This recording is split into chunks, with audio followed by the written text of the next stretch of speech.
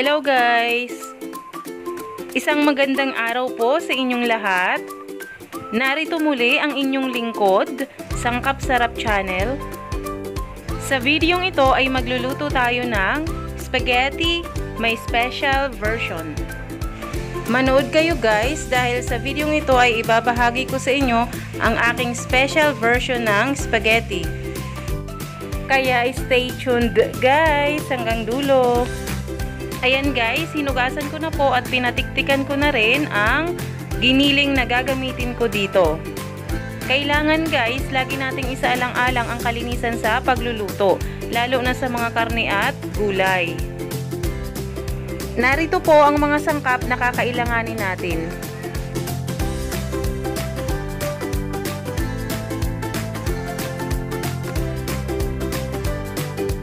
Isang kilong giniling na karne ng baka, ang ating spaghetti sauce at tomato sauce, tomato paste, ketchup, pero kalahati lang ang magagamit natin dito guys, 3 tablespoon soy sauce, isang pirasong Knorr beef cubes, Jersey condensed milk, Eden cheese, magic sarap, mushroom, eggs para sa toppings, 2 kilos spaghetti noodles, 2 pieces bell pepper, 6 pieces regular tender juicy hotdog, 3 tablespoon brown sugar, 1.5 tablespoon salt, 2 tablespoon pepper, 1 piece carrot, 1 piece white onion, 4 cloves garlic, and 3 tablespoon cornstarch.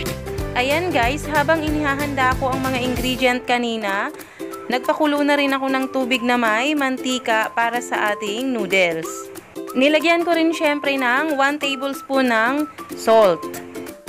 Bali, kalahating kilo lang muna ang niluto kong noodles kasi hindi naman namin mauubos lahat. At yung natirang 1.5 kilos ay bukas pa namin iluluto kasi birthday ng aking mother-in-law. Kaya't yung sauce na gagawin natin mamaya ay kakaunti lamang ang mababawas doon. Siguro mga 1/4 nito. Kaya't yung susobra na sauce ay ilalagay muna natin sa ref para naman bukas.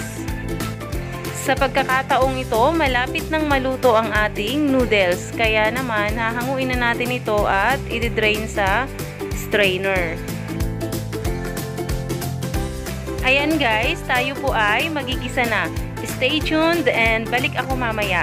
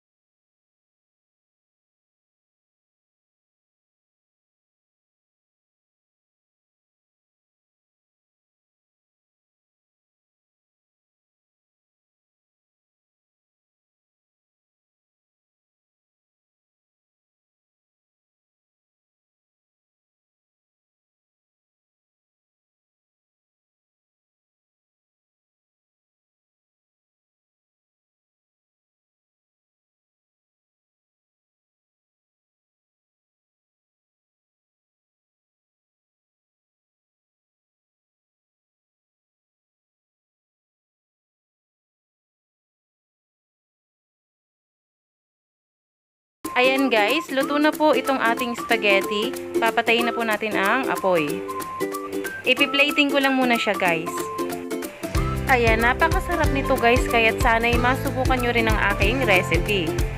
Saktong-sakto yung measurement ng mga ingredients nito guys, kaya't sana'y masubukan nyo po. Saktong-sakto lang yung tamis nito guys, yung anghang, yung alat, balance talaga siya. Wag na wag nyong iwawala ang bell pepper dito guys, kasi isa ito sa nagpapasarap at nagpapabango sa ating spaghetti.